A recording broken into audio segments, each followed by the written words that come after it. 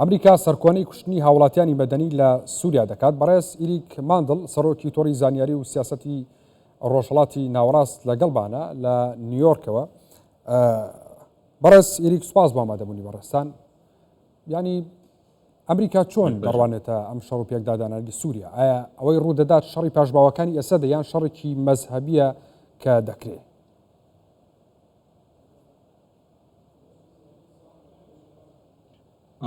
I think the United States is concerned نیگەرانە لەبەر ئەوەی کۆنتڕۆڵکردنی سووریا ئێستا لە بەردەستی دەستەی تەحریری شام یاخود محەممەد جۆلانیدایە کە لە ڕابردوودا بەشێک بووە لە داعش، بەشێک بووە لە ئەلقاعیدا کە لەگەڵ سیاسەتەکانی ڕۆژ ئاوادا ناگونجێت و بەڵێنی داوە خەڵکی مەدەنی بپارێزێت و بەڵام زیاتر دەیەوێت یاسای شریعەت لە سووریادا جێبەجێ بکات و کەمینەکان و پێکاتەکان بکاتە ئامان و هێریشیان بکاتە دەسەر. لەنێویشاندا کوردەکان لە باکووری ڕۆژهەڵات لە چەندین ناوچەی دیکەی لە باکوور، بەڵام بە دیاریکراوی عەلەویەکان بوونەتە قوربانی یاخود بەشێک بوونە لە شیعەکان و نەک هەموو عەلەویەکان کە بەشێک بوونە لە ئاساد، بەڵام بەشێکیان ئێستا شەڕ دەکەن لە ناوچەکانی خۆیاندا لە تەرتوس لە لازقیە بۆ ئەوەی خۆیان بپارێزن، چونکە بەڵام بەهانەی ئەحمەد شەرع و هێزەکانی حکوومەتەوەیە کە ئەوان هێرشیان کردووەتە سەر هێزەکانی حکوومەت و بەڵام خەڵکی مەدەنی نزیکەی 1000 کەسی مەدەنی کە ژمارە تەواوەکە نازانێت بوونەتە قوربانی. خەڵکی هەمیشە نیگەران بوونە کە ڕەنگە سووریا شکست بهێنێت و بکەوێتە جەنگێکی نێوخۆیە. هەموو نیگەران و نازانین چی ڕوودەدا و بە ڕەنگە ڕژیمێکی ئیسلامی لە سووریادا بەرەو پێشەوە بچێت. کەواتە ئەمریکا پاڵپشتی لە حکوومەتی نوێی سووریا دەکات ئەگەر ئەو شەڕی هەیە بەردەوام بێ؟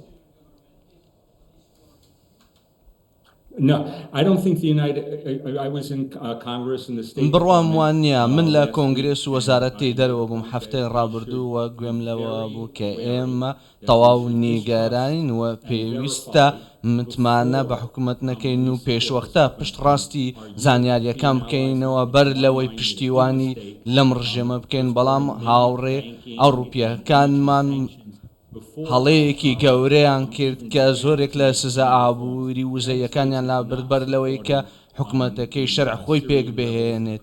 ئێمە ئەمریکا پشتیوانی لە هێزەکانی سووریا ناکات، بەڵکو دەبێت بسەلمێنن کە ئەوان قاعیدە نین و نابێت هەڵمان بخەڵێتن و بڕوام وایە نابێت ئەوروپا سزاکان لەسەر سووریادا لا ببات تا ئەو کاتەی دەسەلمێنن ئەوان هێرش ناکەنە سەر هاوپەیمانەکانمان، هاوپەیمانە کوردانەکانمان یاخود عەلەویەکان. باشە، ئەحمەد شەرعەڵێ دەستی دەرەکی لەو شەڕەدا هەیە. ئایا ئەمریکا پێی وایە دەستی دەرەکی ڕۆڵی هەبێ؟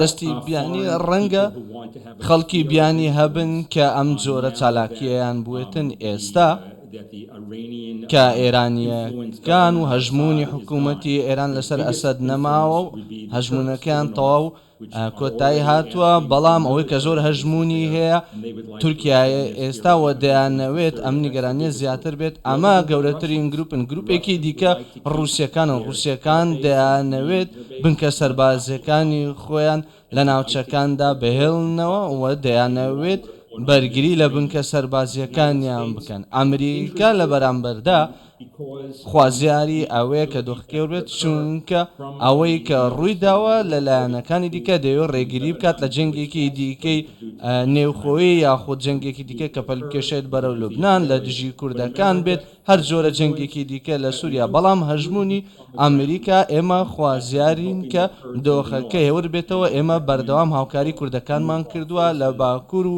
هێزە کوردیەکان، چونکە کوردەکان هاوپەیمان ئێمە بوونە لە دژی داعش.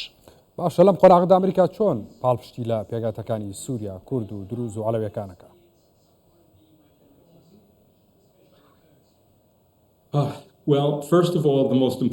بەر لە هەموو شتێک گرنگترین شت ئێستا ئەوەیە کە بە شێوەی زارێکی زۆر بەڕوونی ئەوە پشتڕاست بکەینەوە کە ئێمە دەڵێن ئێمە زۆر نیگەرانی ئێمە ئێستا ئەم قسەیە دەکەین ئێستا ئەمە بەس نییە کوردەکان زۆرێک لەم خاڵەیان گوێ لێ بووە بەڵام ئەوەی کە لەبارەی دروستەکان هەیە کە هەندێک میلیشیان هەیە لە بە شور و بە دڵنیاییەوە ئێستا ئەوان بە دوای عەلەویەکانەوەن بەڵام وەزیری دەرەوە ڕوبیۆ زۆر بەڕوونی گوتوێتی بە دیاریکراوی کە بەرگریکردن لە کریستیانەکان و بەرگریکردن لە کوردەکان لە سووریادا خاڵی لە پێشینەی ئێمەیە و لە کۆنگرێس ئەمە پشتڕاست کراوە کە لەو بڕوایەدان کورد هاوپەیمانێکی بەهێزی ئەمریکا بووە ئێمە دەزانین کوردەکان لە عێراقیش بامان هاوپەیمانی ئێمە بوون و ناکرێت پشتگوێیان بخەن ئەوەی کە من دەتوانم بڵێم وەک کەسێک کە لە ئاسایشی نیشتیمانی شارەزەم ئەوان هاوپەیمانی ئێمە بوونە و پێویستە بەرگریان لێ بکەین چونکە ئەگەر ئەم کارە نەکەین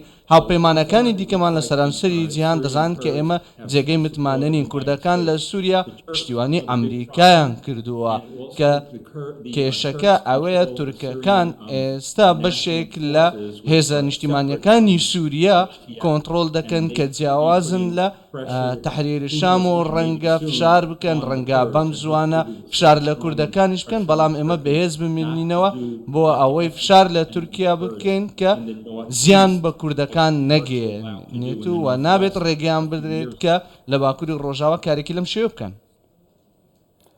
بەڕێز ئیریک ماندڵ سەرۆکی تۆڕی زانیاری و سیاسەتی ڕۆژهەڵاتی ناوەڕاست لە نیویۆرکەوە سوپاس بە ئامادەبوونی بەڕێستان بەخێر بێت.